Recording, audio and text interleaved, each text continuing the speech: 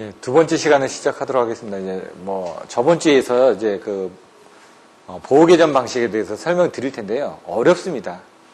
어렵기 때문에 여러분들이 이해가 잘 안 되는 거는 여러 번 반복해서 암기하고 숙달할 수 있게끔 노력하는 방법밖에 없습니다.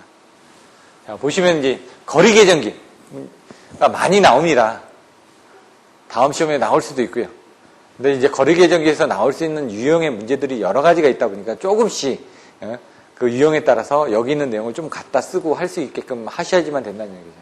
정의를 어떻게 내려야 되고, 그 다음에 이제 분류효과 같은 거 설명을 하려면 그림을 그려줘야 되고, 그 다음에 문제점 이런 것들을 또 써줘야 되고, 그리고 3단계 후비보호를 어떻게 하는지 단계별로 어떻게 되는지 존1, 존2, 존3에 대한 85%, 150%, 225% 같은 그런 그림들을 설명해 주셔야 되고요. 그런 것들을 이제 그림으로 이제 표현하는 방법들에 대해서 배우시게 될 겁니다. 첫 번째, 거리 계정기의 원리와 동작 특성. 거리 계정기 원리. 아까 거리 계정기가 뭐냐 이거죠, 정의를. 계정기 설치점에서 사고점까지의 거리를 전압 및 전류의 크기 및 위상을 가지고 판별하여 동작하는 계정기다. 이런 식으로. 그럼 그거를 이제 그렇게 동작을 하는 거니까 거기에 대한 것들을 그림으로 표현을 해주면 된다는 얘기입니다. 그럼 동작 특성이 어떻게 되냐? 그럼 여러 가지가 있겠죠. 임피던스, 거리 계정기 이러면서. 그 임피던스를 어떤 것들을 이용하느냐? 임피던스에 뭐가 있을까요? R도 있고, X도 있고, C도 있고, 이렇게 돼 있겠죠. 그러면 R만의 회로. 그게 이제 임피던스형이 되는데, 거기에는 이제 오음형이 있을 테고, 리액턴스형이 있을 테고, 그 다음에 오음을 반대로 하면 모우가 되겠죠? 모형이 있을 테고. 이제 모형 같은 경우는 어드미턴스에 대한 성질을 가지고 이용을 한다는 얘기입니다. 개념은. 그리고 그거를 조금 옵셋 모형이 있을 거고, 그 외에 이런 옵셋한 것들 두 개를 합쳐가지고 만든 토마토형이라든가 렌치처럼 생겼다고 해서 렌즈형이라고 얘기하거든요. 렌즈처럼 이렇게 뾰족하게 되어 있습니다. 이렇게. 보통 우리가 다 동그란 방식을 쓰는데 렌즈형은 이렇게 되어 있습니다. 근데 렌즈형을 두 개를 붙인 게 이제 토마토형이고요. 각이 여러 개 나와 있다 해서 폴리곤 타입, 직사각형처럼 되어 있는데 그런 타입들도 있고요. 이제 이런 것들을 조금 더 그림을 더 그려주시면 좋다는 얘기입니다. 모호 계정기의 동작 특성을 임피던스를 이용하여 설명하시오.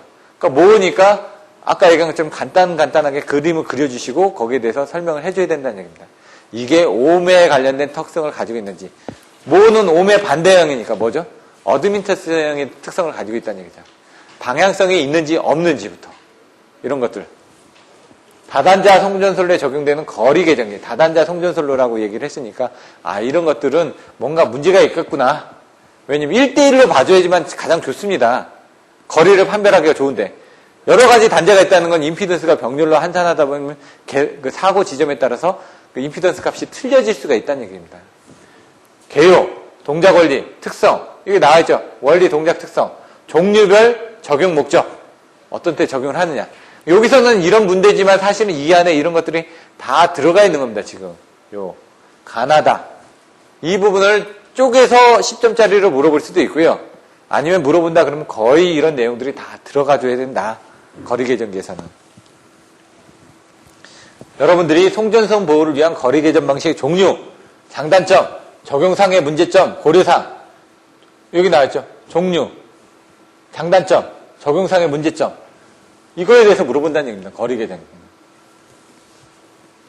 거리 계정의 정의.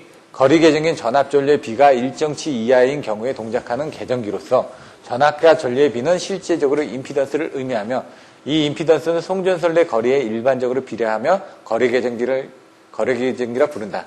중요한 건 여기서 일정치 이하. 일정치 이하. 뒤에 가서 보시면 일정치 이상 이렇게 되어 있는 경우도 있거든요.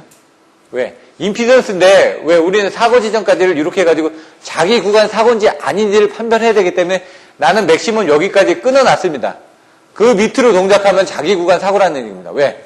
나는 임피던스를 여기까지 보고 그 구간을 보호하겠다고 그랬는데 그 구간 내에서 사고가 나면 그 구간 내에 임피던스가 나올 거 아닙니까? 난 15ohm을 세팅을 해놨는데 5ohm이 나왔습니다. 그럼 자기 구간 사고죠. 15ohm이 나왔다. 자기 구간 사고가 아닌 겁니다. 난 15ohm을 기준으로 세팅했기 때문에 일정치 이하라는 걸 여러분들이 중요시하게 생각하셔야 된다는 얘기입니다. 뒤에 가면 이게 좀 헷갈립니다. 언더리치, 오버리치도 헷갈리고. 거리 계정기 동작 및 원리 특성. 계정기 설치점에서 앞에서 나왔던 거 똑같은데 말이 조금 더 늘어났습니다. 근데 제가 아까 설명드렸던 내용들이 여러분들이 더 이해하기가 쉬우니까 고장 시에 전압값과 전류값으로부터 선로의 임피던스를 계산하고 단위 길이당의 임피던스로 나누어 계정기 설치점에서 고장점까지 거리를 산출한 후 보호 구간의 내부 고장 시 동작한다. 이해는 되시죠? 이걸 쓰라 그러면 쓸 수가 있을까요? 이제 안 써지니까 이제 애우는 방법은 아까처럼 쉽게 애워줄 수 있는 방법으로 자꾸 애우시라는 얘기입니다. 그리고 나서 여러분들 능력이 되면 이렇게 풀어서 쓰시고요. 아, 이거 잘 썼습니다, 내용. 근데 애워서 쓰려니까 힘들다, 이거죠. 자, R은 I분의 V다, 이거입니다. 설치점에서 고장점까지 임피던스를 가지고 동작한다, 이거죠. 근데 그거를 뭘? L로 해가지고 단위 길이당 리액턴스로 해주게 되면 거리가 나온다, 이거죠. 왜? 킬로미터당 몇 옴이라는 건 아니까, 그걸로 나눠지면 어느 정도에서 사고가 났다는 거 아니까, 그 구간으로 출동을 하는 겁니다, 그래서. 나중에 사고 전류에 나오면은 그 임피던스를 가지고 어디쯤에서 사고 났다라는 걸 아는 겁니다. 아니면 이제 폴트 레코드, 그 폴트 인디게이터가 있어가지고 중간중간에 뭐 깜빡이면서 불이 들어오면은, 아, 요 사이에서 사고 났구나 하고 쫓아갈 수도 있다는 얘기죠. 그러니까 임피던스만 딱 나오면은 여기 몇 킬로미터 나오면은 나오겠죠. 근데 송전송 같은 경우는 그게 안 됐고, 배전은 그게 돼 있습니다. 폴트 인디게이터가 돼 있어가지고, 사고 나면은 어디쯤에서 사고 났다 아니까 빨리빨리 가는 거고, 필요에 따라서는 재폐를 해줍니다. 자기가 알아서. 우회를 해가지고.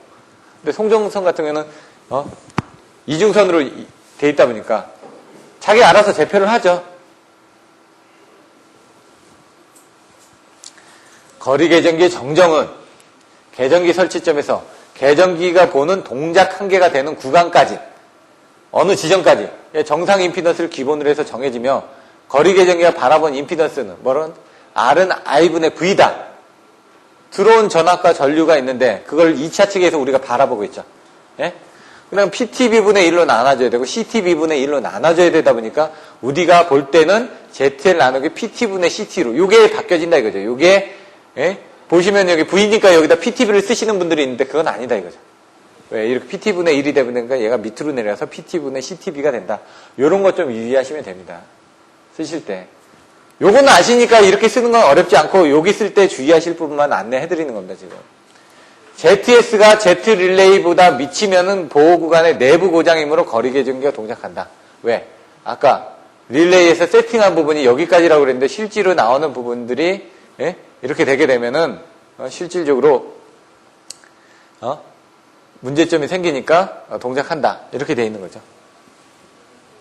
내용들이 보시면 이게 좀 아닌 것 같아도 그냥 그런 개념으로 이해를 하시면 됩니다. 그러니까 요게 하나하나가 왜 그럴까 이렇게 이해하시다 보면 매칭이 안 되는 경우가 있습니다. 그럴 때 어떻게 됩니까? 자기만의 방식으로 그냥 이해하시면 됩니다.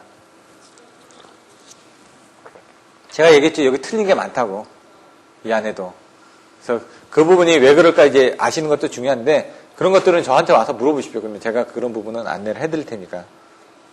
거리 계정의 동작 시간 T는 여기 T는 이 임피던스에서 동작하니까 I분의 V니까 똑같이 I분의 1에 비례한다 이거죠. 그리고 V에 비례한다 이겁니다. 그건 어렵지가 않으니까. 이 수식으로 그냥 생각을 하시면 되니까요.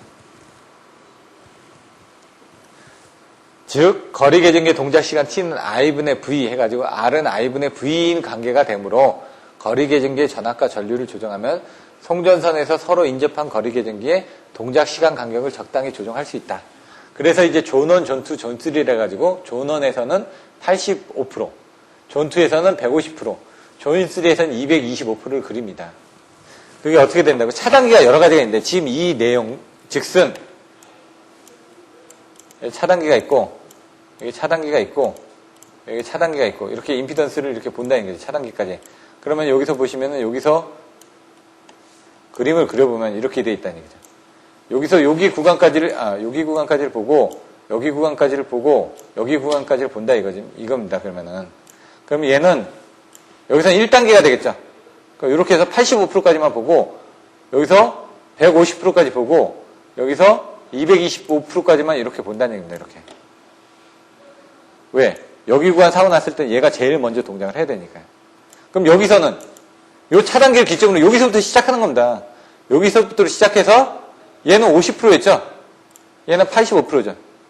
또 150%죠. 여기 225%라고 했으니까 150% 해주죠. 그 다음에 225%죠. 그럼 여기 구간에서 사고 났을 경우 자기 구간부터 먼저 동작하는 거죠. 여기 구간에서 사고 나면은 얘가 동작을 하는 겁니다. 예? 얘가 이쪽을 바라보고 있으니까. 근데 만약 얘가 동작을 안 했습니다. 그럼 어떻게 될까요? 얘가 동작하겠죠. 시간을 조정한다고 그랬으니까. 그러면 얘가 있다가 시간 뒤에 얘가 차단이 되는 겁니다. 이렇게. 그렇게 중첩되게 올라간다. 이 내용입니다. 지금. 그래서 얘가 80%가 되고 얘가 150%가 되고 얘가 225%가 되고. 예? 이런 식으로. 자세히 보시면 15, 20, 50, 25 이런 식으로 왔다 갔다 하죠. 약간씩 떨어져 줘야지만 중첩이 되니까 중첩이 되게 편하게 하기 위해서 그런 단계가 나왔다는 정도로 여러분들이 이해를 하시면 됩니다. 왜 이렇게 됐냐? 세부적으로 들어가면 좀 어렵습니다.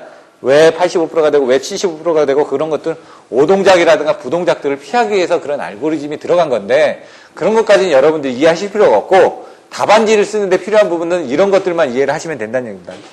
왜 85%가 됐고 150%가 됐고 225%가 됐는지 이 수치 계속 반복해드리는 게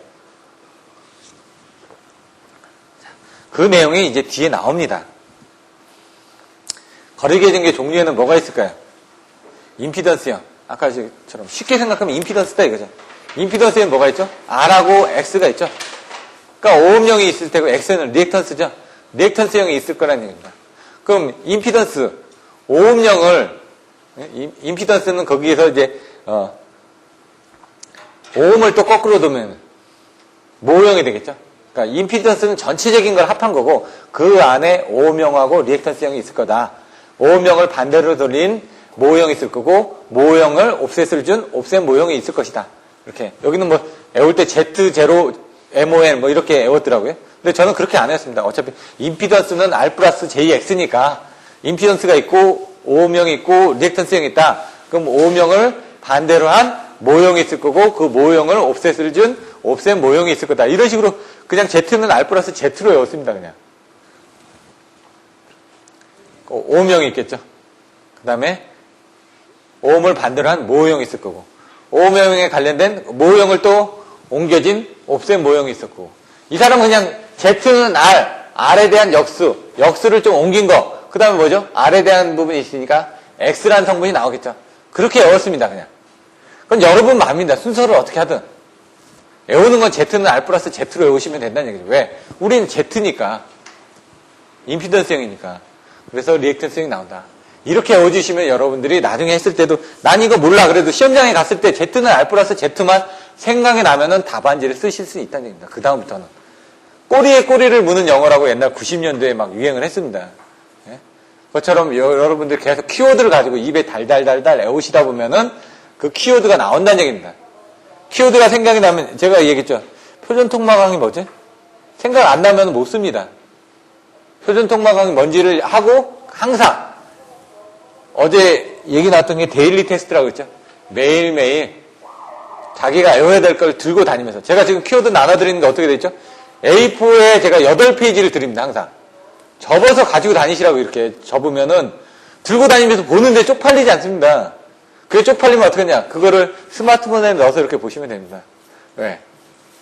종이 들고 다니는 건 이제 구식이죠. 확대해서 보시라는 얘기입니다. 다 PDF 제가 다 보내드렸잖아요. 자꾸 반복해서 보시라고. 옛날에 비해서 좋아진 겁니다. 옛날에 다 아직도 다 칠판에 씁니다. 사람들이. 왜? 칠판에다 써야지 사람들이 집중해서 보게 되고 하니까. 근데 저는 저번 시간에 그렇게 했었는데 그렇게 하다 보니까 이제 진도가 좀 늦게 나가고 힘들다 보니까 이번에는 이제 다른 책으로 하다 보니까 이게 PPT를 했고요. 요 다음 과정에서는 다시 칠판에다 이설을 할 수도 있습니다. 그건 상황에 따라서. 처음에 제가 이걸로 시도를 했었거든요. 저는 이게 더 좋을 줄 알고. 그랬더니 이제 이게 익숙하지 않으시다 보니까 힘들어 하시더라고요. 그래서 칠판에 이사하는 걸로 바꿨더니 좀 호응이 더 좋아졌습니다. 근데 이제 그것만 계속 볼 수가 없으니까 이제 또 이걸로 바꿨다가 다시 또 6개월 뒤에는 다시 칠판에 이사하는 방식으로 갈 겁니다. 근데 칠판에 이사를 하더라도 그때는 뭐냐, 교재를 제가 다 스캔을 뜰 겁니다. 왜? 그때는 뭐냐면 칠판에 이사하면서 몇 페이지에 뭐뭐뭐 하니까 그게 뭔지 쫓아가지를 못하니까 그때는 이제 제가 칠판에 이사하면서 교재를 보여드리고 이런 부분이 중요합니다. 밑줄 짝. 우리는 빨간 펜. 이렇게 나오죠? 왜? 공부하는 방식이 누군가는 해줘야지만 공부를 하는 방식에 젖어들어 있다 이겁니다. 혼자 스스로 학습하는 부분이 안 돼 있다 보니까. 그래서 여러분들도 마찬가지이기 때문에 그런 부분에 대한 거 중요한 부분 위주로 설명을 드리는 거고, 여러분들이 학원을 나오는 가장 큰 이유가 그겁니다. 다른 사람이 좀 더 시행착오를 했던 거를 가지고 빨리 배우기 위해서. 이제 각각에 대해서 한번 알아보겠습니다. 임피던스형이니까 여기 보시면은 측정된 임피던스니까 전압과 전류의 절대치 크기만의 비, 바로 임피던스의 크기가 일정치 뭐라고요? 이하인 경우. 이상과 이하가 있다는 얘기입니다. 자세히 이걸 가지고 계셔야만 됩니다. 그러니까 뭐라고요? 동작 특성은 Z는 R은 I분의 V, 그거 이하일 경우 동작한다 이겁니다. 방향 특성이 없으며, 방향 특성이 없으니까 나중에 그림을 보시면 여기 이렇게 나올 겁니다. 방향 특성이 없다는 건 원의 방정식입니다. 이쪽으로 가든 이쪽으로 가든 이쪽으로 가든 다 똑같다는 얘기입니다. 그림을 생각하시면 됩니다. 임피던스의 절대치 크기에 따라 응동한다. 이쪽으로 가든 이쪽으로 가든 이쪽으로 가든 다 똑같죠. 원의 방정식이니까.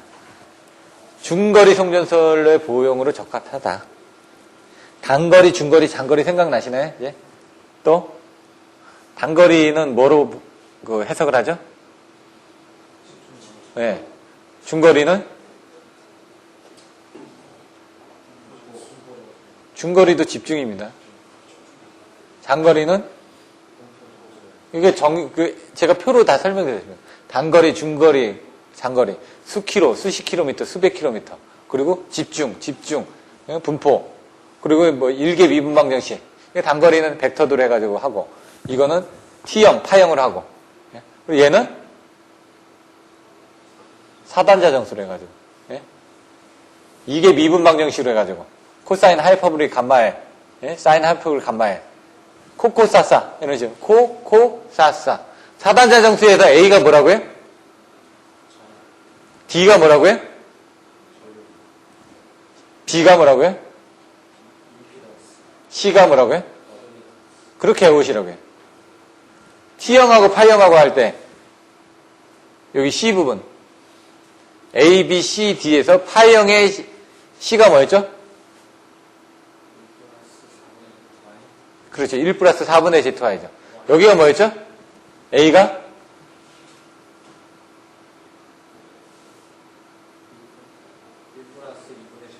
예.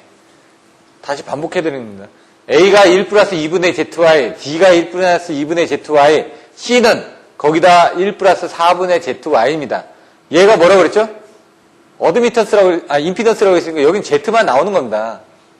여기는 Y만 나오는 겁니다. 여긴 그거에 대한 비율이 나오는 겁니다. 비율.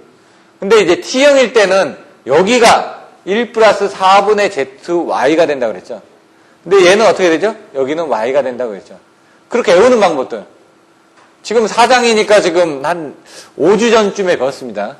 지금 10장 할 때니까. 매주 이제 한 주에 하나씩 했으니까. 자꾸 반복하셔야 된다는 얘기죠. 여기서 할 때, 중거리는 뭐였지 하고 뒤에 것도 한번 이렇게 되새기면서 한번 보시라는 얘기입니다. 자, 이제 그림을 보니까 요건 이제 이 뒤에 있는 그림인데 계전기 설치점이 여기라는 얘기입니다. 이렇게. 화살표를 잘 보셔야 되는 게. 여기서 송전선의 임피던스는 이렇게 되고 부하 측에 대한 임피던스는 이겁니다. 송전선이 왜 임피던스가 이 그림이 잘못 그려졌습니다. 이게 아니라 이렇게 올라갑니다. 이렇게. 왜? R 값이 작고 X 값이 크거든요. 왜? 송전선에서는 임피던스가 R은 한 0.1 정도 보신다면 J는 1 정도 됩니다. 그러니까 0.1이 이 정도 되고 J는 1이니까 이렇게 그림이 그려지겠죠. 그림을 그리시더라도 정확하게 그려주셔야 된다는 얘기입니다. 그래서 여러분들 거리계전기 그릴 때 보면 거리계전기 존이 이렇게 그림이 가 있고 여기서 존1, 존2, 존3 이렇게 나가는 겁니다. 왜? 임피던스 기준선이 이거니까 임피던스에 따라서 그림을 그린다면서요 지금. 근데 부하 측에 대해서는 왜 저압측에 하면 전압강화가 많이 걸리죠? 왜 6600보다 380V 6600을 씁니까? 380V 쪽에는 임피던스 전압강화가 더 커지니까. 왜? 거기에 있는 케이블에 대한 임피던스는요 R 값이 10이고 J 값이 1입니다. 그럼 거꾸로 여기는 1이고 얘가 10이니까 얘 부하 측에 대한 임피던스 이렇게 간다는 얘기입니다. 이렇게. 송전선에 대한 임피던스 이렇게 가고요. 그래서 나중에 사고가 나면 부하 측의 임피던스가 여기니까 부하 측에서 사고가 나면 임피던스가 변화를 합니다. 그 궤적을 그려가지고 동작을 한다는 얘기입니다. 그게 바로 동기 탈조가 난다든가 하면은 그렇게 된다는 얘기입니다. 그래서 나중에 이제 거리 계정기에서 동기 탈조를 검출하는 계정기들은 그 영역, 요쪽 영역에 관련된 부분은 쪼개버립니다. 좀 없애버립니다. 그렇게 이제 여러분들 이해를 하시면 됩니다. 얘는 보시면은 어느 정도 크기가 있죠? 예? 방향에 따라서 좀 크기가 틀려지죠? 그럼 이 다음 장을 가서 보시다는 얘기죠. 그게 바로 오음영이라는 얘기입니다. 오음영. 오음영이 뭐라고요? 임피던스의 일정 각도에 대한 성분의 크기가 일정치 이하인 경우, 각도가 있다 보니까 아까처럼 각도에 따라서 틀려진다 이거죠. 다른 거는 각도에 따라서 상관없었는데 똑같이 일정치 이하이지만은 그래서 앞에 오음영의 그림을 그려놓은 겁니다. 지금 여러분 교재에 있는 거예요. 모형은 뭐라고요? 어드민턴스의 일정 각도에 대한 성분의 크기가 일정치 이상인 경우, 모형은 이상인 경우 동작한다 이거죠. 그게 이제 좀 틀려집니다. 그래서 저항형 같은 경우는 요 안에만 동작하는데 옵셋 모형 같은 거 어떻게 된다? 원점을 지나는, 여기 보시면은 방향 특성이 있으면서 동작 특성은 원점을 지나는 원이 된다. 그래서 나중에 그림을 그려보시면 반드시 여기 원점을 지나는 그림이 그려집니다. 이렇게. 근데 그거의 각도 여기 부분은 원점을 지나고 여기 부분 원의 방정식 요 라인은 송전선의 임피던스 라인을 기준으로 해서 그림을 그린다는 얘기입니다. 방향 특성이 있죠. 원이니까. 동작 특성은 원점을 지나는 원이 된다. 장거리 송전선이다 이겁니다. 왜? 바깥쪽을 봐야 되니까. 바깥쪽을. 아까는 뭐라고요? 안쪽을 봤죠? 그런 개념으로 보시면 됩니다. 그래서 모형은 이상이다. 그래서 여기 보시면 얘 그림도 약간 틀려진데 요렇게 되는 고영이 원의 방정식에 대해서 그림을 그리는데 요 계정기 부분이 원을 지나가는 부분이 된다. 이게 모형이 된다는 얘기입니다. 그럼 여기 센터가 여기쯤 있겠죠. 그 센터를 옮긴 게 옵셋 모형이 된다 이거죠. 센터를 옮긴 게. 그래서 모형의 센터를 조정하여 옵셋된 동작 특성을 가진다. 그런데 이건 뭐라고요? 3단계 시한차의 후비 모형. 아까 1단계, 2단계는 여기서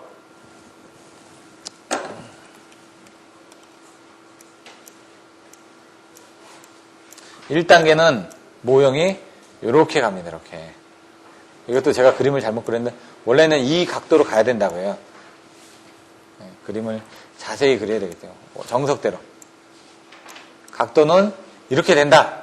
그럼 여기가 중심이 되는 겁니다. 중심이 되면 이렇게 되겠죠. 여기 이제 그림을 너무 크게 그렸는데 그 다음에 이렇게 되겠죠. 이렇게. 요게 1단계가 되는 거고 요게 2단계가 됐는데 얘가 약간 또 왼쪽으로 치우쳐져야 된다는 얘기죠. 이렇게. 왜? 요게 센터니까. 근데 이제 그림을 그리다 보면 그렇게 하기 힘드니까 대부분 오른쪽으로 치우치는 겁니다. 그래서 그림도 자꾸 반복해서 그려주시는데 약간 왼쪽으로 좀 더 치우치게 그려주셔야 된다는 얘기죠. 요게 1단계고 요게 2단계입니다. 얘가 뭐라고요? 85%. 요 거리에 85%. 여기까지가 거리라는 그게 85%. 여기까지의 거리에 150%. 여기까지 거리에 220%가 되는데 그거를 옵셋을 시키다 보니까 얘는 어디 중앙에 이렇게 됐습니다. 옵셋을 시키다 보니까 쓰거든요. 이렇게 된다는 얘기죠. 이렇게 옵셋. 좀 더 내려오겠죠. 왜? 원점을 지나지가 않는다는 얘기입니다. 왜? 센터 부분을 밑으로 내렸으니까. 근데 그 외에 보시면 이제 3단계 부분을 여기서 이렇게 거꾸로 보는 방식으로 이렇게 그림을 그리기도 합니다. 이렇게. 예? 요거는 어디를 보고 있죠? 전부 다 이쪽을 보고 있습니다. 이쪽을. 전부 다. 이렇게 뒤에다 그린 건 이 뒤쪽을 보고 있다는 얘기예요. 왜? 나는 앞에만 보는 게 아니라 뒤쪽에서 사고 났는지도 봐야 되겠다. 그런 경우는 이 뒤쪽에서 보는 부분을 가지고 동작한다는 얘기입니다. 지금. 자, 요게 이제 그림이 틀렸는데 옵셋을 시켰다. 요거 센터를. 이렇게 이제 그림을 그리면 좀 더 크게 그려주시고 센터를 옮겼다라고 얘기를 해주셔야 되겠죠. 얘는 뭘까요? X니까. 리액턴스형이 되는 겁니다. 그럼 나중에 보시면은 여기다 리액턴스를 AND 조건으로 줍니다. AND라는 건 뭐죠? 얘도 되고 얘도 되는 거. 여기다 이렇게 그리면은 얘도 이 범위 안에도 들어가고 이 범위 안에 들어가면 이 윗부분 날아가죠? 이 옆부분 날아가죠? 그러면 이제 위에가 네모난 형태의 부분이 또 나오게 된다는 얘기입니다. 그런 것들이 이제 폴리곤 타입이라든가 왜 여러 가지를 이제 알고리즘을 겹쳐서 한다는 얘기입니다. 왜 리액턴스형을 쓰는지 저번에 설명드렸죠? 아크 저항의 영향으로 인해 가지고 거리 계정기에 대한 지점이 좀 더 정확하지가 않습니다. 왜? 저항 때문에. 저항에 의해서 거리가 막 변한다 이겁니다. 그래서 리액턴스를 쓰면 어떻게 되죠? R 값이 없다 이겁니다. X 값만 있으니까. 그래서 아크 저항에 영향을 안 받는다. 그래서 요게 이제 저항 부분에 문제가 생기니까 요 리액턴스를 써가지고 그거 부분을 잘라주는 겁니다. 요 다음 장에 나오는데 조금 이따 설명드리겠습니다. 그래서 리액턴스형은 뭐라고요? 임피던스의 성분의 크기가 일정치 이하. 요것도 이하. 다. 근데 이제 모형만 이상이라는 얘기입니다. 모형만. 바깥을 봐야 되니까. 예? 장거리니까. 예? 여기는 리액턴스는 뭐죠? 여기가 짧죠? 가까운 데 있으니까. 그냥 단거리로 생각하시면 된다는 얘기죠. 여기서도 단거리, 중거리, 장거리가 나오는데, 예? 오명은 뭐라고요? 원으로 썼지 않습니까? 원으로. 그러니까 얘는 중거리다. 모형은 중거리? 아니요, 장거리입니다. 오음형이, 원으로 된 오음형이 중거리고, 리액턴스형은 이렇게 짧으니까 단거리고, 그 다음 모형은 어떻게 되죠? 지금 모형이 1단계 모형이 있고 2단계 모형이 있고 3단계 옵셋 모형이 있고, 그러니까 이제 멀리까지 보니까 얘는 장거리라고 여러분들이 생각을 하시면 된다는 얘기죠. 중요한 건 모형만 바깥쪽까지 이렇게 확대를 하다 보니까 걔만 일정치 이상이고 나머지는 다 일정치 이하라고 생각하시면 됩니다. 에우, 예. 앞에 장에 예. 모형에 보면은 예. 지금 어차피 전체 일정 각도가 순분 크기가 일정치 이상이면 동작할 때 있잖아요. 예. 지금 전부 동작 범위가 요즘 원 안에 지금 돼 있는 여기 원 밖입니까? 하는 게 아십니까? 지금 설치점에 지금 동작 범위가 이 원점을 통과하는 지금 여기 돼 있는데 모형에서 이 동작 범위가 아까 이 원 밖에서 동작이 되는 건지 여기 조금 분명하게. 요거는 이제 어떻게 보느냐에 따라서 틀려지는데 동작 범위는 내부가 맞습니다. 내부가 맞는데 요건 뭐냐면 아까처럼 후비보를 하다 보니까 1단계, 2단계에 있기 때문에 요런 일정치 이상인 경우에도 동작한다는 얘기입니다. 다 자기 구간만 동작하는데 얘는 그 구간만 동작하는 게 아니라 그 안에서 여러 가지를 세팅할 수 있지 않습니까? 동작 범위를 내부도 보고 외부도 볼 수 있다는 얘기입니다, 지금. 그런 개념으로 보셔야 된다는 얘기죠. 그래서 다 내부인데 얘만 1단계, 2단계, 그 다음에 3단계 이렇게 가기 때문에 그 이상도 볼 수 있다라는 그런 개념으로 이해하시면은 얘는 일정치 이상인 경우 동작한다. 그런 개념으로 쓴 겁니다. 개념은. 저도 한 가지. 예. 리액턴스형은 R하고 X 중에 X치가 얼마 이내일 때만 동작하도록 이렇게 예. 해놨는데 예. 그 앞에 보면은 오명 계정지는 그림이 사선으로 되어 있거든요. 저도 이거는 좀 잘 이해가 안 되더라고요. 이거는 자료들이 있는데 이건 왜 잠깐만요. 그것들은 그게 이제 X하고 평행이 되는 부분이라면 그림이라면 저게 이제 옴이 얼마치 이하이면 작동해라고 이렇게 되는데 이렇게 비금을 쳐놨다는 얘기는 사실은 R하고 X를 다 고려해야 된다는 얘기가 되면 예. 이건 임피던스형이지 이게 어떻게 오명이냐고 그냥 제가 그거는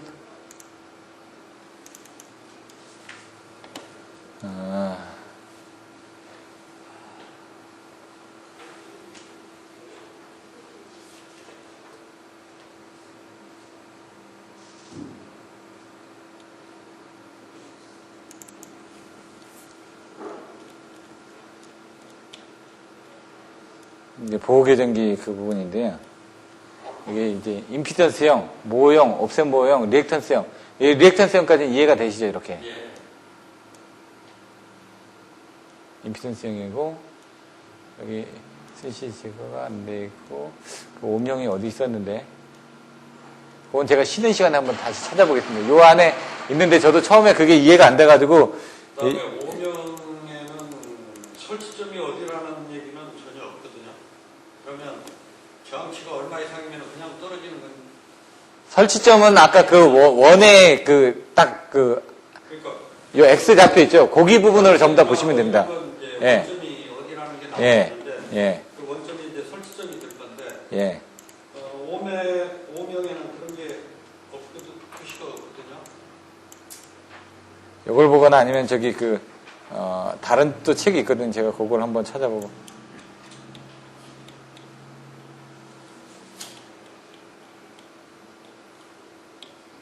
이게 지금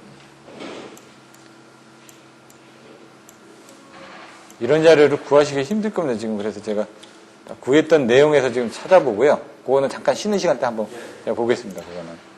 자, 다음 장에서 여기까지는 지금 옵셋 하고 있었죠. 리액턴스형까지 했었죠. 그 다음 단거리 부분에 대해서 설명드렸었고요. 이제 모형 같은 경우는 이렇게 된다는 얘기입니다. 여기 보시는 것처럼. 그림을 그려주실 때 이렇게 그려주셔야 된다는 얘기입니다. 조금 더.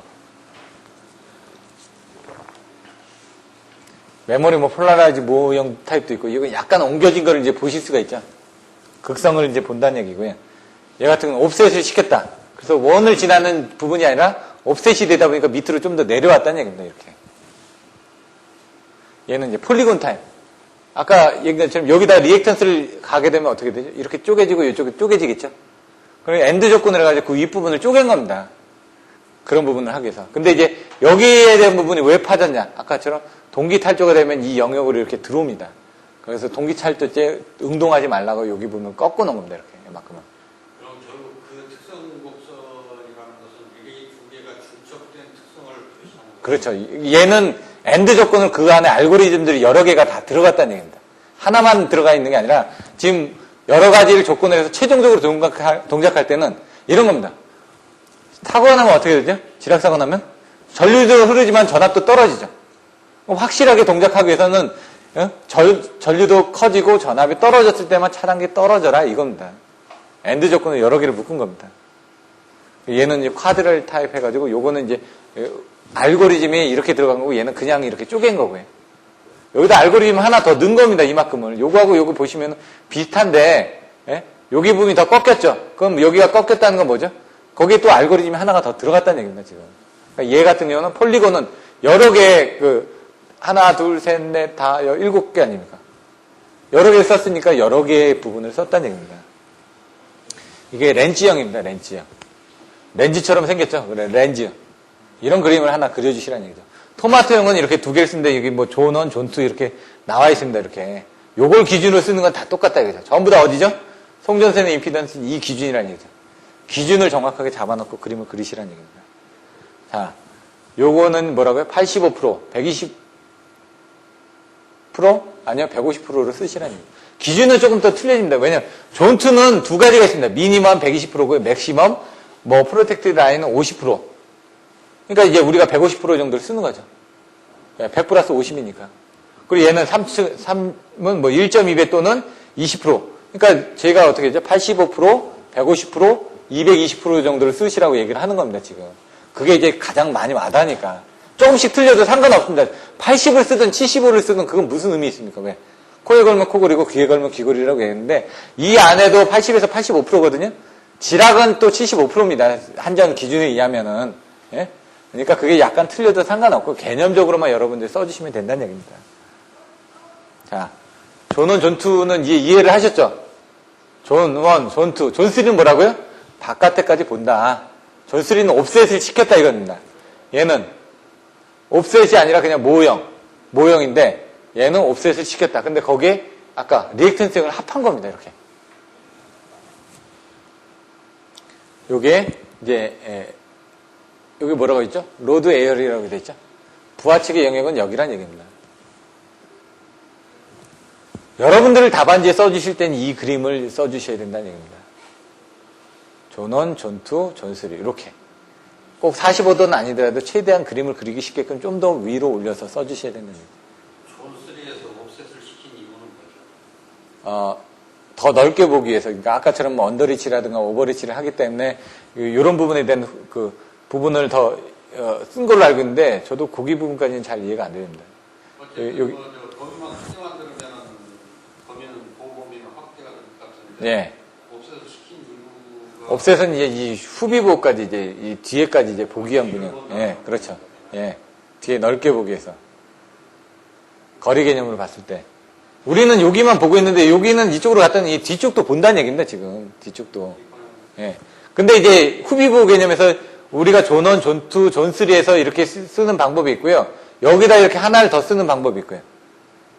이렇게 쓰는 방법이 있고, 존3 대신에 이렇게, 존3에 다시 이렇게 쓰는 방법도 있고요. 그러니까 존3는 이제 뒤에까지 본다라는 개념으로 보시면 됩니다. 더. 보호 범위를 확대하기 위해서. 여기 이렇게 보여주시죠. 존1, 존2, 존3는 이렇게까지 쓰고, 그 다음에 이 뒤로 이렇게 갔다. 이건 뭐죠? 근데 그거를 이제 줄이기 위해서, 이 4단계를 줄이기 위해서 이렇게 쓴 겁니다, 지금. 근데 요거는 뭐냐? 캐리어 스탑 하는 거고, 이 캐리어 스타트 하는 거고. 이제 그것들을 이제 같이 보기 위해서, 아까처럼 뭐, 이쪽 사고인지 아닌지. 그러니까 전류가 이쪽부터 흘러올 거 아닙니까? 존 1, 존 2, 존 3 흘러올 거 아닙니까? 그러면은 존 3를 볼 때라든가 지금 뒷방향을 볼 때 다른 캐리어로 보는 거예요. 같은 캐리어가 같은 CT를 가지고 픽업을 하는 겁니까? 다른 CT 가지고 픽업을 하는 겁니까? 여기서는 하나, 둘, 셋 부분을 다 받아들이겠죠, CT를. 같은 CT 가지고 예. 볼 거고. 예, 여기는 이제 이 뒤쪽 CT를 가지고 보겠죠. 다른 CT 가지고 이제 방향을 볼 거 아니에요? 그렇죠. 그럼 저쪽에 옵셋 시킨 쪽에서는 어떻게 됩니까? 여기 같은 경우는 요거는 이해가 됐는데 여기 부분은 이제 이해가 안 되죠. 요 용역이 지금 말씀하신 건 캐리어 부분이. 캐리어가 왜냐하면 CT를 여기 부분만 보고 있다 보니까 이쪽 사고인지 아닌지 판단이 좀 힘들어지는 거죠.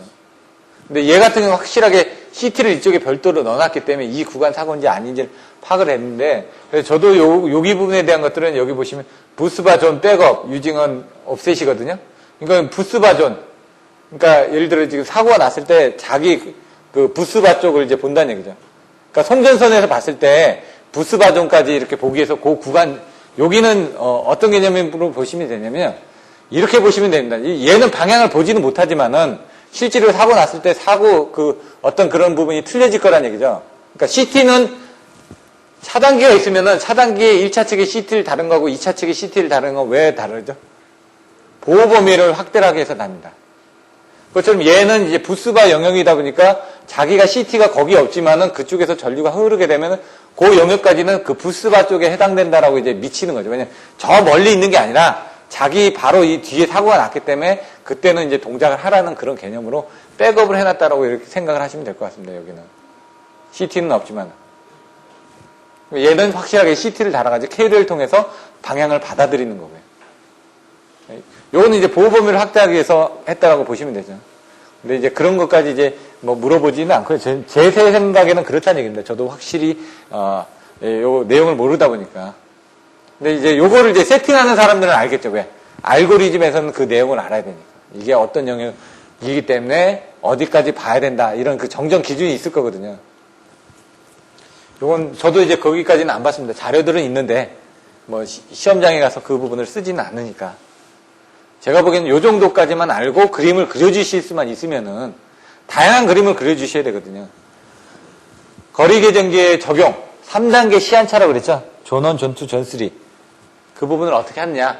3개의 임피던스 요소와 한시 계정기를 조합해서 3개의 보호 구간을 두고 시간차를 가지고 보호하며 그 시간차가 어떻게 된다? 80% 또는 85%. 근데 보통 85%를 많이 씁니다. 그리고 150%를 쓰고 그 다음에 220%를 많이 씁니다. 또는 225%를 쓰든가. 예? 80, 150, 225라고 쓰는 사람도 있고요. 85, 150, 230 쓰는 사람도 있고요. 큰 의미는 없다는 얘기입니다. 그 범위 내에만 오면. 아까 설명드렸던 게 이제는 이해되시죠? T1만에, T2만에, T3. 그럼 여기서부터 100%, 여기부터 시작을 하는 겁니다. 85, 150, 225. 85, 150, 225. 그림을 3개를 그려주셔야 된다는 얘기입니다. 하나를 그려주시면 안 되고요. 3개를 그려주셔야지만 존 1, 존 2, 존 3 부분은 확실하게 이해했다라고 설명을 하겠죠. 여러 번 그림을 그리실 때도 이걸 잘 그려주셔야 된다는 얘기예요. 그래서 제가 어떻게 했죠? 하나, 둘, 셋, 4개. 최소한 그림을 2개는 그려줘야지만 설명이 되니까. 저번에 차단기 할 때도 어떻게 해야 됐죠? T0부터 T4까지 그려야 되니까. 파형 하나, 둘, 3개를 그려주셔야 된다고요. 이제 그림을 그려야지만 여러분들이 이해를 하셨다라는 게 이해가 되는 겁니다, 지금. 그걸 이해를 했기 때문에 이걸 그림을 이렇게 그려야 되겠다라고 생각하고 그리는 거거든요. 존원 구간 85%, 10%에서 25% 여유 두는 건 PT, CT 오차를 고려한 거다. 이렇게, 이런 내용들 써주시면 되고요. 1에서 3사이클, 20사이클, 뭐, 100사이클. 이런 식으로. 20사이클도 0.33초입니다. 아주 빠른 시간이죠. 1에서 2사이클. 아주 빠른 시간이죠. 떨어뜨려줬다가 다시 재표로 하는 시간들이 보면은, 요거를 이제 또 보시면 나중에 재표로에 대한 부분들도 또 이해를 하시게 되는 거죠. 재표로 시간이 아주 짧거든요, 또. 근데 요 범위들은 벗어나서 있다는 얘기입니다. 재표로 할 때, 1, 2 하는 부분이, 2F, 2D 할 때 그 부분들이, 뭐 15사이클 뭐 이렇게 나온다는 얘기입니다. 그럼 요거 20Hz, 1Hz니까 15사이클, 15Hz, 뭐 이런 부분들은 요 안에 어디 영역에 또 들어가겠죠. 네? 떨어지면은 다시 봐가지고 붙어서 떨어뜨려준대. 얘가 동작하기 전에 떨어뜨려줘야 되니까 20Hz보다는 처음에 동작하는 사이클은 좀 더 작을 겁니다. 이렇게 이해를 하시면 될 것 같고요. 존2는 150%, 20사이클. 이렇게 정도. 존3는, 요거는 이제 다시 제가 그림을 하나 다시 그려봤습니다. 존3는 계정기가 5동작했을 경우에 후비보호로서 자기 구간의 230%. 이렇게. 거리 계정기 정정. 요거는 계정기가 바라보는 임피던스 R은 I분의 V에서 PT, CT에서 요게 반대로 된다. 요 정도. 제가 이걸 일일이 읽어드리는 건 아무 의미가 없습니다. 그래서 전체적인 요약만 이해하고 한번 계산해 보시겠다는 얘기입니다. PTB가 154분의 110이고 CTB가 800도고 선로 부분이 0.4. 중요한 게 이제 단위 길이랑 0.4지만 100km니까 어떻게 될까요? 0.4 곱하기 100으로 해주시면 되죠. 예? 그게 여기 들어간다는 얘기입니다. 그럼 어떻게 될까요? 40km 곱하기. 요거는 PT 부분의 1이니까 154분의 110이 밑에 내려오고 여기는 800도가 위로 올라간다는 얘기입니다. 그러면 이렇게 되겠죠? 0.4 곱하기 100분의 PT 부분의 CTB에서 457. 그러면은 얘가 동작 한 개니까 거기에 가깝게 조정한다. 이렇게. 그러니까 여러분들이 나중에 하실 때 제가 여기서는 문제를 안 풀어드렸습니다. 근데 요 전에 이제 기본서 할 때는 기본서에 있는 예제는 다 설명을 드렸습니다. 왜? 중요하니까. 왜? 예제를 다 풀어보셔야지만 됩니다. 그래야지 그 안에 있는 내용들이 이해가 됩니다. 여기서는 여러분들이 돌아가서 한번 예제를 풀어보시고요. 중요한 부분들에 대해서는 나중에 한번 더 설명을 드리도록 하겠습니다. 거리 계정기 특성, 건전 상태와 고장 상태의 식별을 우수하다. 건전 상태는 뭐라고요? 고장이 나지 않은 상태가 건전 상태입니다. 임피던스를 동작 한계가 결정되므로 보호 구간이 명확하다. 딱 임피던스로 나가니까. 고장 전류에 크게 영향을 받지 않는다. 고장점 이치 판별 능력이 우수하다. 왜? 거리를 가지고 보고 있으니까. 앞에만 보든지 뒤에만 보든지 한다는 얘기입니다. 거리 계정기 적용상의 문제점. 8개의 키워드. 뭐라고요? 아, 분, 가, 전, 직, 동, 다, 타. 쓰세요, 지금. 자꾸. 3개다. 아분가전, 직동, 타. 나중에 나와야 된다는 얘기죠. 거리 계정기 하면은 뭐 나와야 된다고요? 적용상 문제점, 아분가전, 직종, 타. 아는 뭐라고요? 아크저, 분, 분류효과, 가, 가까운 지점 고장시, 전, 전압 상실시. 그 다음에 이제 그 뒤에 뭐가 또 나와야 된다는 얘기예요. 그래서 왜 자꾸 반복하냐면, 아분가전, 직, 직류분, 동, 동기탈주시, 다, 다상사고시, 타, 타상사고시, 아분가전, 직통타, 아크저항의 영향으로 존온에서 존투로 간다. 이런 식으로 이제 반복해서, 아분가전 했으면 처음에 앞에 부분, 그 다음에 뒤에 부분까지. 그래서 이제 계속 반복하면 3번 반복하는 겁니다, 지금. 아크저항의 영향에서 존온에서 존투로 넘어가는 거. 분류효과에 의해서 언더리치가 생기는 거. 가까운 지점 고장 시에, 부동작하는 거. 그리고, 부동작이 맞나요? 예. 그 다음에, 아분가전. 전압 상실 시 오동작하는 것. 그 다음에 직류분에 의한 오버리치하는 부분. 동기 탈도 시 응동하는 부분. 다상사고 시 언더리치하는 부분. 타상사고 시 오버리치하는 부분. 그래서 이럴 때 제가 UO로 순서를 맞췄다고 그랬죠. 앞에 거 잘 모를 때 언더리치, 분류효과는 언더리치, 그 다음에 직류분에 의한 오버리치, 다상사고 시에서는 언더리치, 타상사고 시에서는 오버리치. 저는 그렇게 순서를 바꿨다고 말씀드렸습니다. 책에는 다로 되어 있습니다. 외우기 쉽게끔 바꾸는 겁니다, 여러분. 마음대로. 자, 다시 보시죠. 아크저항의 영향, 분류효과, 가까운 지점 고장 시, 전압상실 시, 직류분, 타상사고 시, 다상사고 시. 순서를 바꿨다는 얘기죠. 아크저항의 영향을 넘어간다. 분류효과에서 언더리치가 난다. 이 분류효과는 뒤에 그림이 다시 또 나옵니다.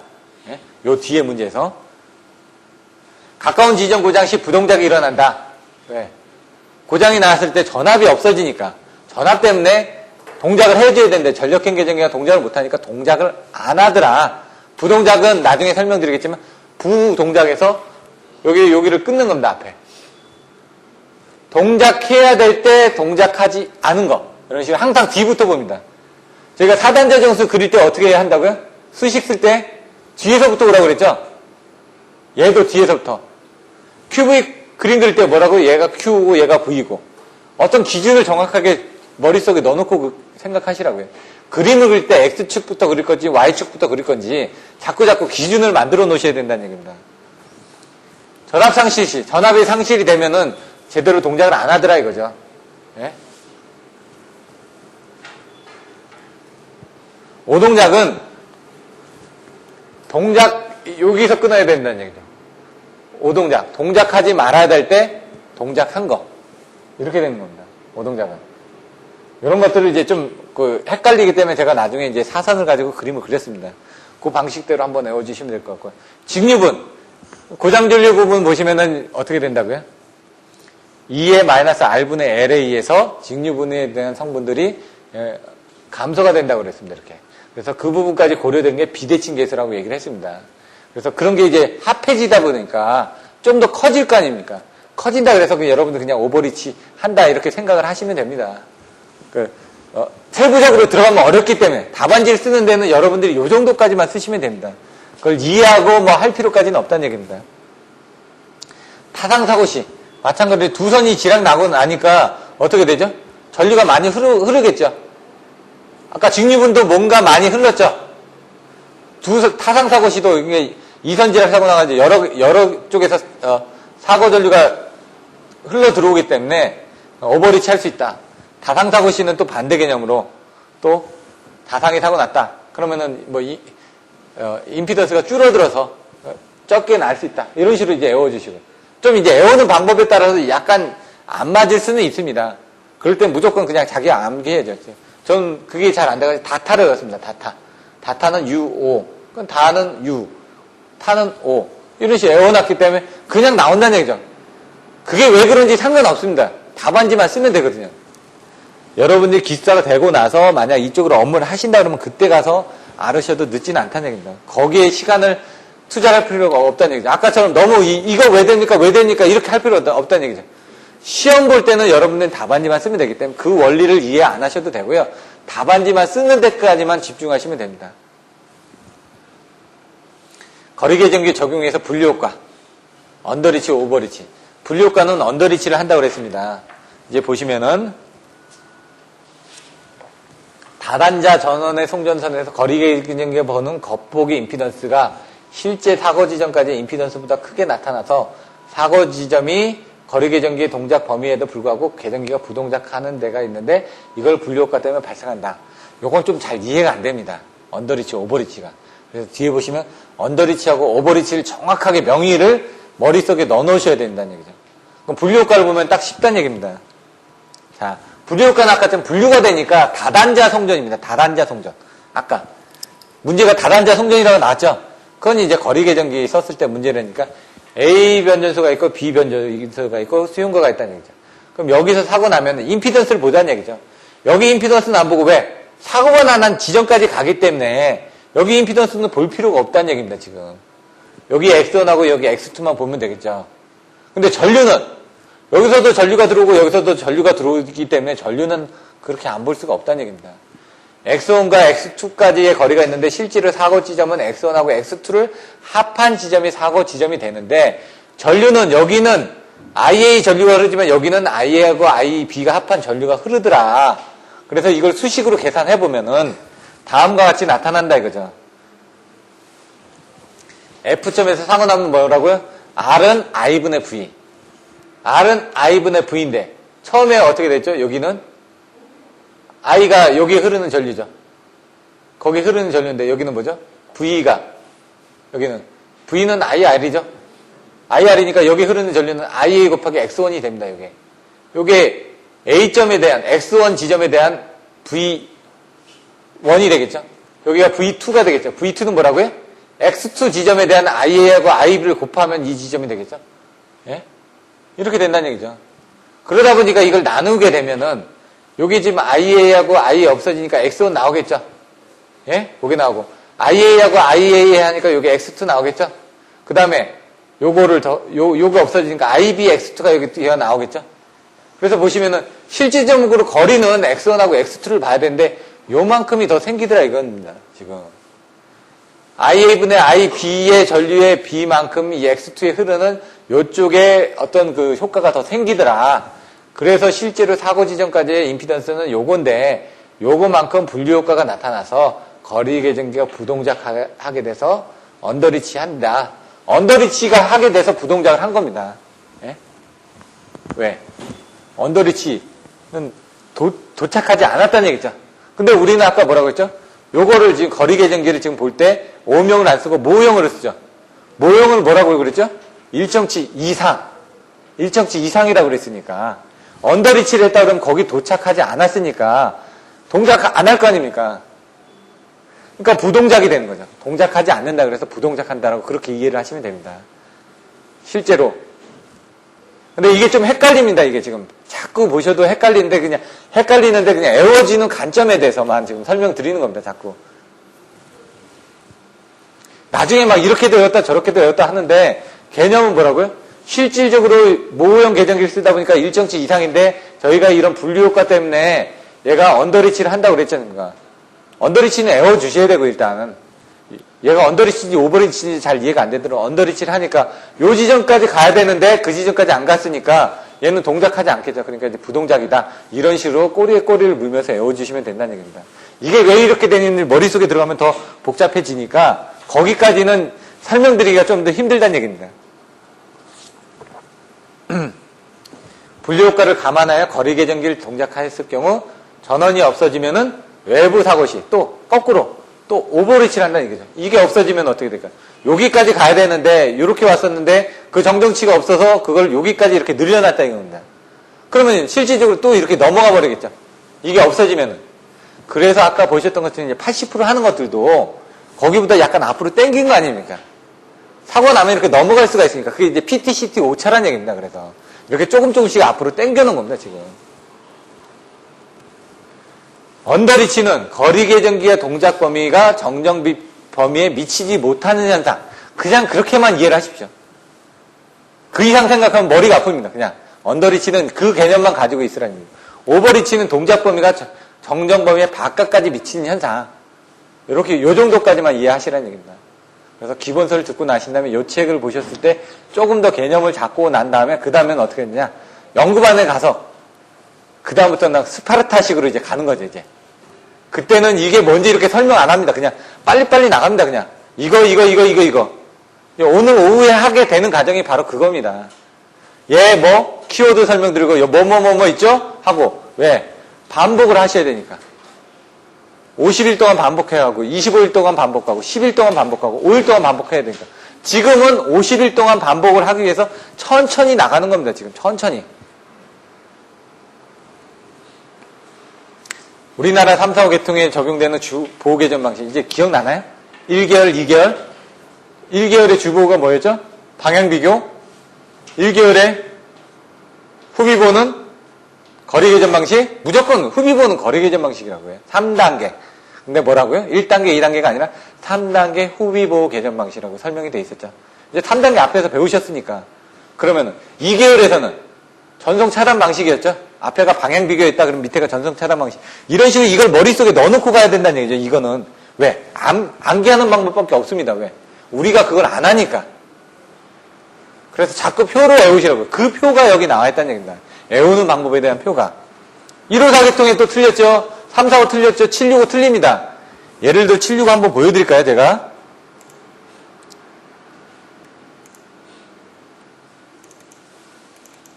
자료는 많은데요.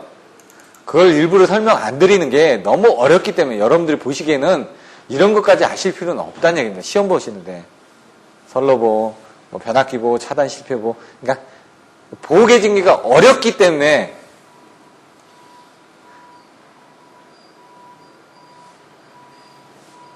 맛보기 정도만 이걸 제가 왜 그 안에까지 설명을 안 드리는지 그냥 개념 정도로만 보시면 됩니다. 이렇게.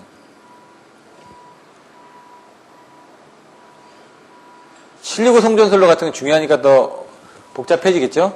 보호 방식 비교하고 릴레이 테이블하고 AC, DC, 시컴하고 뭐 이런 식으로 거르게 전경 블록을 걸어야 되고 여러 가지 있다는 얘기입니다. 지금 보시면은 765 송전선 방식에서 첫 번째는 뭐라고요? PCM 방향기 기거 방식, 전송 차단 방식, 전송 트리비. 그러니까 1단계 메인이 2단계 메인이 뭐냐 그죠? 지락일 때는 일부 PCM 전송 트림 방식. 근데 후비보는 뭐냐? 후비보 쪽으로 가시면은 어디겠냐? 후비보는 주보니까 이제 후비보는 뭐라고요? 3단계 거리 계전 방식. 이렇게 돼 있는 거를 여러분들이 간단하게 표로 보시는 겁니다. 왜? 이렇게까지는 보실 필요가 없다는 얘기입니다. 지금 뒤에 보시면 보호반이 어떻게 구성이 됐고 여기 보셨던 여러 가지 형식들이 많죠. 이런 거 필요 없고 시험지에 시험을 볼 때 답안지에 쓰는 형식은 아까 그 정도만 써주시면 된다는 얘기입니다. 지금. 그리고 이런 여러 가지 영역들이 있고 그게 어떻게 동작을 하고 예?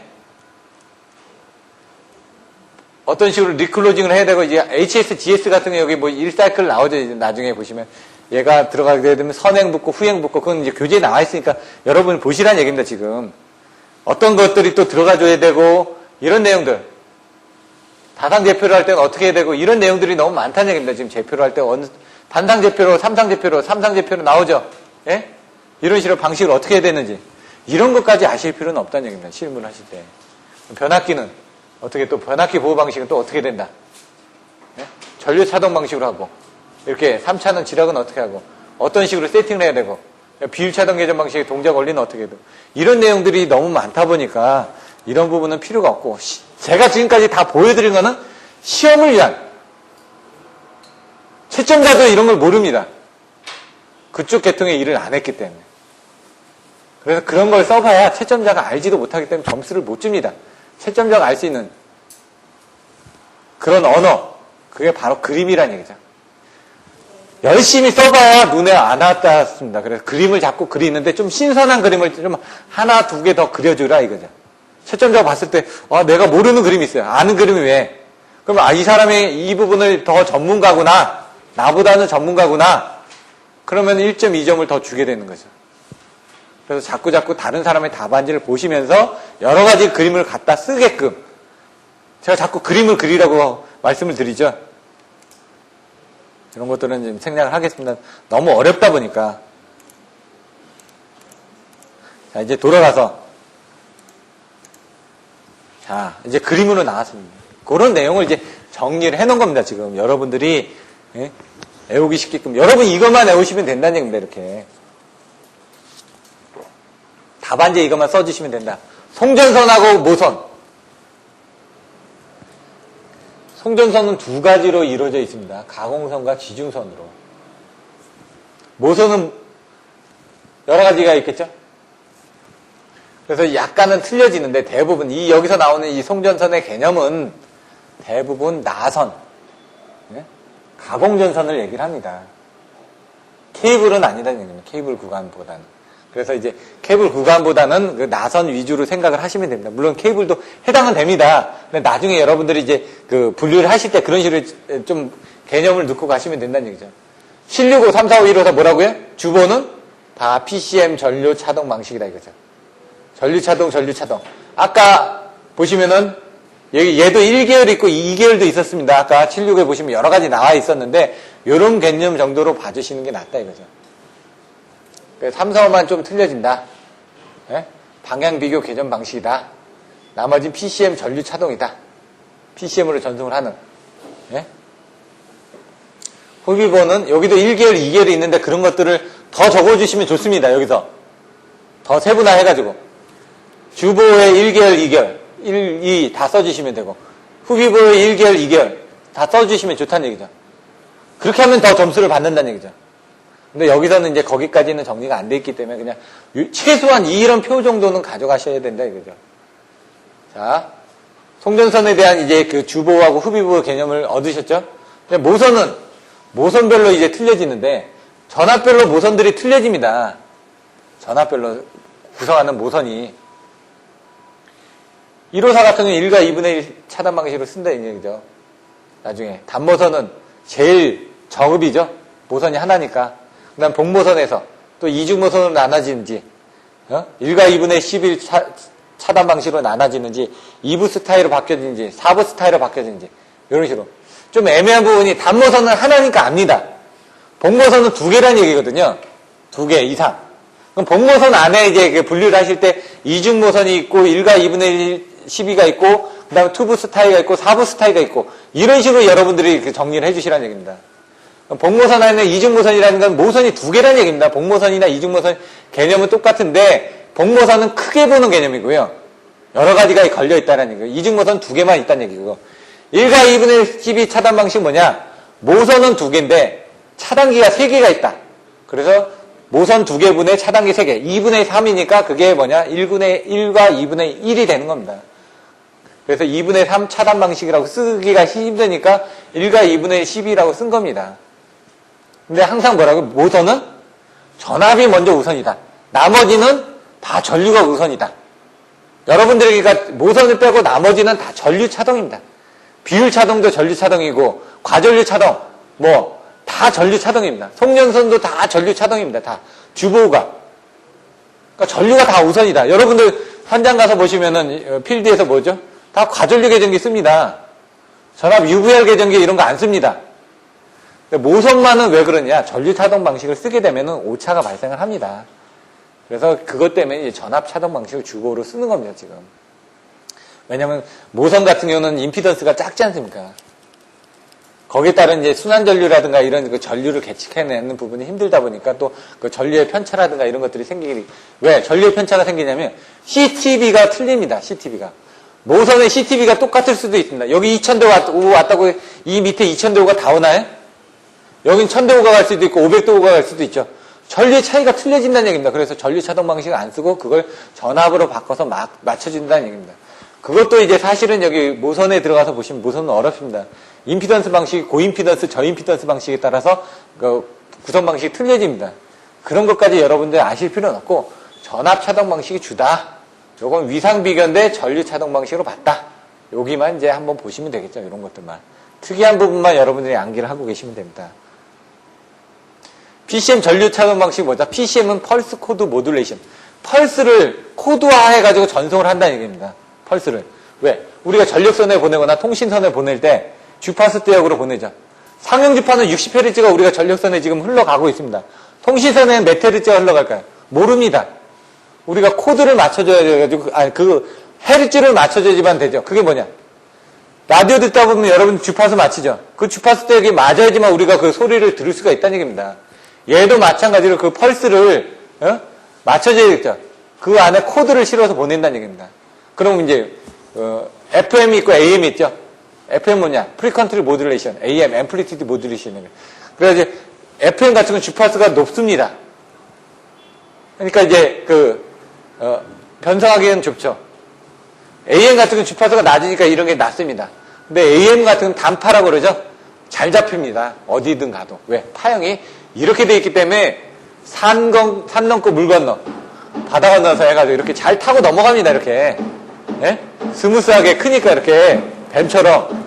근데 FM은 이렇게 가기 때문에 뭔가 걸리면 못 쫓아갑니다. 왜? 나는 이렇게 가야 되니까. 그래서 여러분 핸드폰 011이나 017이 잘 쳐지는 게 왜냐? 주파수 대역이 낮거든요. 얘는. 메가헤르츠 대역입니다. 예? 700메가헤르츠 뭐 이런 식으로 이제 낮습니다. 근데 어떻게 되죠? 우리가 쓰고 있는 018, 019 걔는 1.2 기가헤르츠 대역입니다. 주파수가 높으니까 잘 안 터지는 겁니다. 그래서 왜 자꾸 011이 잘 터지냐 하는 게 주파수가 낮기 때문에 그런 겁니다. 그래서 이제 주파수 싸움을 하는 거죠. 걔네들이 다. 자, 그런 것들도 이제 이렇게 알아두시면은, 예? 그럼 나중에 이해하실 때 도움이 된다는 얘기입니다. 방향 비교를 한다.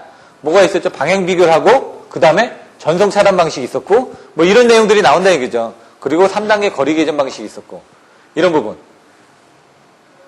위상 비교를 한다든가, 전류 차동을 한다든가, 전압 차동을 한다.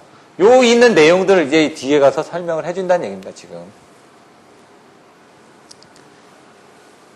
여기까지는 하고, 요 뒤에 지금 몇 개나 남았네, 페이지가? 예? 아직 좀 남았죠? 여기까지 하고 잠깐 쉬었다가, 여기 부분도 좀 남아있습니다. PCM 전송 전류 차동 방식. 보호구간 각 단자의 전류값을 샘플링하여 부호하여 부호한 다음에 전송한다. 부호와 양자, 뭐 샘플링 이렇게 나오죠. 나중에 이 부분을 보시고 이제 디지털 계정기에 대한 원리에 대해서 저번에 한번 설명드렸죠. 계정기는 입력을 받아서 연산을 해서 판정을 해가지고 문제가 생기면 출력을 내보내면 된다. 이게 바로 이제 일반 보호 계정기의 원리라는 얘기입니다. 근데 이제 디지털 계정기를 쓰면은 여기에 장점하고 단점이 나옵니다. 그리고 특성이 뭐냐 이렇게 나온다. 특성이 뭐였죠? 네 글자 키워드 보호 계정기의 특성, 디지털 보호 계정기의 특성, 이자를 생각하시라고 했죠. 보통이자. 보호가 뭐였죠? 보호 기능, 통은, 통신 기능, 이는. 요즘 이제 연말 됐으니까 이벤트 많이 하셔야죠. 이벤트 기능, 자기 진단. 몸 아프면 병원 가셔야 되겠죠. 연말이니까 이런 식으로 자꾸 연상을 하셔야 된다는 얘기예요. 이벤트도 하고, 이벤트 연말이니까 이벤트 뭐죠? 술자리죠. 술 많이 먹고 나면 병원 가야 되죠. 그런 식으로 생각하시라는 얘기입니다. 보호막에서 술 먹기 전에 드시죠? 집에 늦게 들어간다고 전화하죠? 이런 식으로 그냥 보호기능, 통신기능, 이벤트 기능, 자기 진단 기능 이렇게 술자리하고 연말 술자리하고 연산해서 이해를 하시면 나옵니다 그냥. 근데 키워드는 보통이자를 알고 계셔야죠. 장점, 다소, 경고, 융점 소형화, 경제적. 근데 사실 경제적이진 않죠. 비싸죠.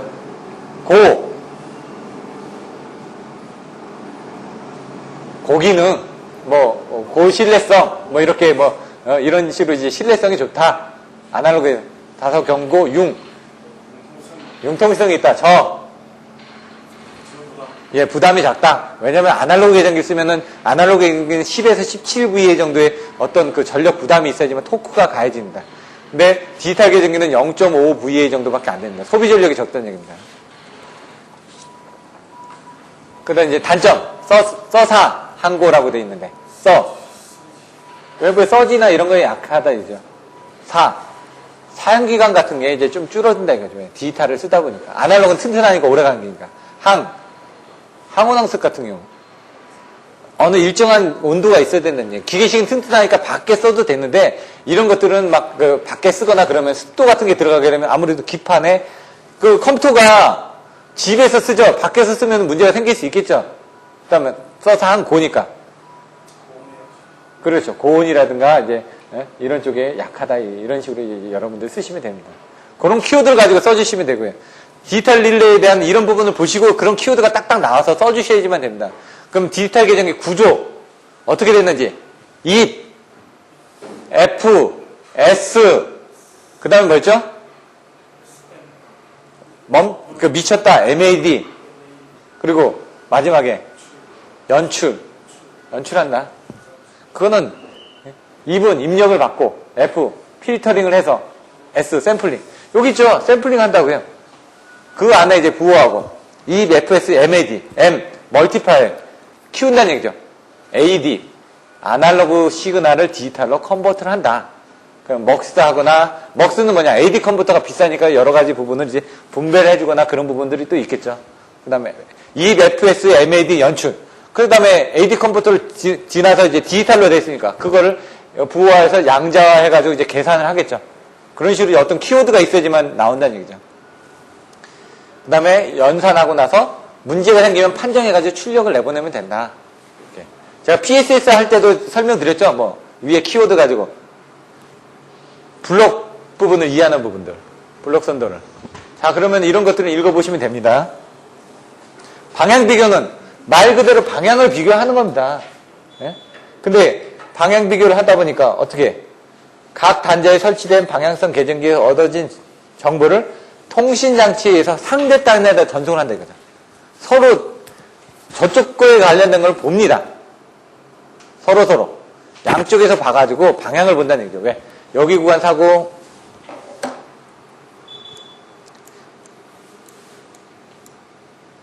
얘는 이쪽으로 흐르고 있습니다. 얘도 이쪽으로 흐르고 있다는 얘기죠. 그럼 이 구간 사고는 아니란 얘기입니다. 방향을 비교하고 있으니까. 왜? 여기 CT에서의 것을 가져와서 얘가 판단하고 있다는 얘기죠. 자기 것도 판단하고 있고. 근데 얘는 사고가 났다. 그러면 이렇게 들어오겠죠. 그럼 얘가 봤을 때, 아, 여기, 나는 이쪽으로 흘러가니까 이게 사고인지 아닌지 모릅니다. 근데 저쪽에서 이쪽으로 흘러 들어오고 있으니까 이 구간이 사고라는 건 안다는 얘기입니다. 그 얘기입니다. 지금 방향 비교라는 거는. 그렇게 이해하시면 된다는 얘기예요.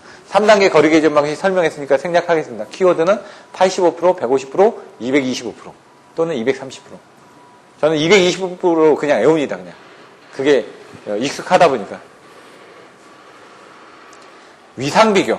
이건 쉽습니다. 이제 그때도 몇 번 설명드렸지만 위상 비교는 뭐냐? 내부에서 사고 났습니다. 그럼 전류가 다 이쪽으로 흘러 들어가겠죠? 이쪽으로. 이것도 방향 비교가 되는 겁니다. 지금 어떻게 보면은. 그러니까 얘에 대한 위상은 이렇게 될 때고 얘에 대한 위상은 이렇게 됐고 얘에 대한 위상은 이렇게 됐기 때문에 위상이 같죠? 다 이쪽으로 내려가고 있으니까. 그런데 여기서 사고 났습니다. 얘는 이쪽으로 내려가겠죠? 얘도 이쪽으로 내려갑니다. 얘는 올라가죠? 근데 이제 두 개가 올라가겠죠? 이쪽으로 와서 이쪽으로 가야 되고 이쪽에서 와서 이쪽으로 가야 되니까. 그럼 얘는 봤을 때 위상이 어떻게 되죠? 이쪽이죠. 근데 얘는 위상이 이쪽이죠? 그러면 딱 봤을 때 얘는 내부 사고가 아닌 외부 사고다 라고 판별할 수 있다는 얘기예요. 위상 비교는. 그러니까 이거 설명하려면 어떻게 된다고요? 그림을 그려라. 그림이 없으면 설명이 안 됩니다. 내부 고장 시에는 전류 이상이 동상이고 외부 고장 시에는 역이상이 되는 걸 이용한다. 그림 그리고 그거를 설명해 주시면 됩니다. 그러니까 여러분들이 이런 것들은 좀 이해가 필요한데 내용은 이해가 필요하지만은 키워드는 알고 계셔야 된다. 키워드가 없으면 안 나오니까 압류 방위 환차, 앞 전압 차동 방식, 전류 차동 방식, 압류 방향 비교 방식, 위상 비교 방식, 환상 모선 방식, 차폐 모선 방식, 모선의 보호 방식에 대해서 6개 딱 쓰고 그러면은 그거에 대한 그림 그리고 그 그림을 가지고 설명해 주면 끝난다는 얘기입니다. 모선 보호 방식 어렵습니다. 근데 이 정도만 써주면 된다는 얘기입니다, 지금. 여러분들 실무를 안 하시니까. 전류 차동 방식. 전류에 대한 차동을 봐야 되니까. 이때는 이제 좀 그림이 좀 틀려지겠죠. 전류의 차동은 이제 두 개가 있습니다. 비율 차동이 있을 수도 있고, 그냥 과전류 차동이 있을 수도 있습니다. 그런 내용들이 나와 있습니다, 지금. 보시면은. 모선의 내부 고장 시에 모선에 유입되는 전류와 합계와 유출되는 전류의 합계가 틀리다는 걸 이용하여 고장 전류를 검출하는 방식이다. 마찬가지로. 그런데 CT 특성 불일치나 외부 사고에 오동작하는 비율 특성을 지닌 비율 차동 계정 방식을 주로 사용한다. 그건 뭐냐면 다른 방식도 있다는 얘기입니다. 지금 전류 차동 방식이 다른 것도 있는데 그 중에 오차 때문에 CT 오차 때문에 비율 차동을 쓴다. 옛날에 비율 차동 계정기를 세팅하시오 이런 부분도 25점짜리로 문제가 나왔습니다. 근데 이거는 어렵지는 않습니다. 한번 해보시면은. 근데 그걸 이해하시려면 원리를 이해하셔야 된다는 얘기죠. 뭐 아날로그 계정기 인터포징 CT라든가 이걸 또 이용하시려면 비율 차동 계정기를 이용하시려면은 각변이를 또 이해하셔야지만 됩니다. 각변이. 전압 차동 방식 뭐라고요? 차동회로에 넣은 전류 계정기를 임피던스가 큰 전압 계정기로 바꿔줬다. 왜? 전류 계정기를 쓰다 보면 어떤 문제가 생기니까 전압 계정기로 바꿔준 겁니다. 그래서 내부 고장 시에 왜? 모선의 내부 고장 시에 계정기의 전압이 인가돼서 동작하는 거니까 이런 것들을 왜 이렇게 했는지는 내용을 뒤에 나와 있으니까 간단하게 보시면 오동작하지 않게끔 하기 위해서 전류 차동 방식보다는 더 우수하기 때문에 전압 차동 방식을 쓴 겁니다. 그래서 얘는 이제 그림을 보셔야 된다는 얘기죠. 전류 차동하고 전압 차동하고 딱 보시면 그 전류 차동의 뒤에다가 이렇게 저항 달아가지고 다이오드 하나 그려가지고 전압만 들어가게끔 그림만 그려주시면 됩니다. 이걸 설명하려면 그 그림이 들어가줘야 된다는 얘기입니다. 자, 잠깐 쉬었다가 이제 또 할 겁니다. 이제 변압기, 발전기 이 부분 좀 어려우니까요. 잠깐 쉬도록 하겠습니다.